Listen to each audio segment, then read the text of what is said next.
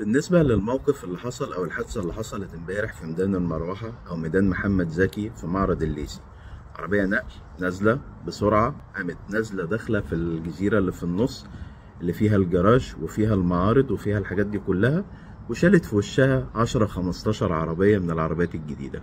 القصة مش في العربيات اللي باظت، القصة إن دي مش أول مرة يحصل فيها حادثة شبه كده، مش آخر مرة.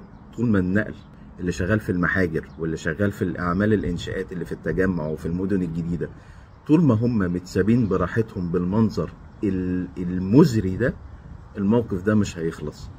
وبعدين اللي حصل امبارح كانت خسائر، رغم ان الموجود ان المكان ده فيه جراج زي ما بقول لكم، وفي معارض عربيات وفي مطاعم او كافيهات وفي جنينه. يعني تخيلوا لو كان في اي حد من الارواح او اي حاجه فيها خسائر في الارواح، كان هيبقى الموقف عامل ازاي؟ يا جماعه النقل بيعيش فسادا على الطرق في الحتت دي، العربيات بتاعت المحاجر ولعبه قط وفار مع الشرطه. كل المنازل والمطالع بتاعت الكباري الجديدة والمداخل بتاعت الدائري الأوسطي على كل الطرق والدائري التاني، كلها بيتعمدوا ان هم يفضوا فيها النقلات عشان خاطر ينقلوا نقلات تانية. كل يومين الداخلية او الحكومة تجيب عربيات ولوادر يحملوا النقلة، يعني هو يروح يحمل النقلة من المحجر او من الحتة اللي شغالين فيها ويجي يرميها له هنا على الدائري او على اي طريق ويسيبه هو يتصرف فيها ويشيلها. لازم يكون في حل رادع. ده غير طبعا التحليلات اللي لازم تتعمل للسواقين والفحص اللي لازم يتفحص فيه العربيات.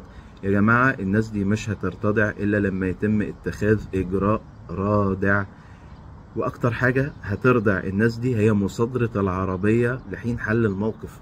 بعد كده تتعامل بقى مع السواق بأي طريقة، تقنن له قانون يسجنه، خدمة عامة، أي حاجة، ولكن مصادرة العربية هي اللي هتوجع. غير كده احنا بنحكي في المحكي وبنقول في أي كلام. ربنا يعوض على الناس الخسائر دي، قد تكون العربيات متأمن عليها. وطبعا تعليقات الناس بقى اللي باصين مش تحت رجليهم، العربيات دي كلها هتتصلح وترجع تتباع لانها زيرو. محدش بيعمل كده، محدش بيعمل كده.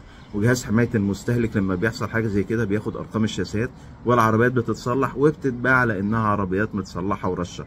فمحدش هيضحك عليك انت، يعني بلاش الحناكة اللي احنا فيها دي، وتسيب المصيبة الرئيسية، البهدلة اللي شغالة والخطوره اللي احنا كلنا بنتعرض لها. انك كل ما تنزل منزل ولا كل ما تطلع مطلع تلاقي خوازيق قدامك ورمل وناس بتشيل وناس بتحط، كل يوم لعبه قط وفار مستمره. خلينا نركز في المهم، لازم اجراء رادع. ومحدش يقعد يقول لي اصل هم شغالين مع فلان ولا مع علان. اللي شغالين مع الجهات التانيه بيتم الاشراف عليهم في النقلات على فكره، وما بياخدش فلوسه الا لما بيتم التاكد ان هو نزل النقله في حته تانيه. القصه كلها في المقاولين بقى اللي هي القطاع الخاص. لازم يتم اتخاذ اجراء رادع مع السواقين دول، عشان كده الخطوره عدت مرحله العبث ودخلنا في مرحله خطوره تشكل حياه، يعني تشكل خطوره على حياه الناس وعلى ارواح الناس.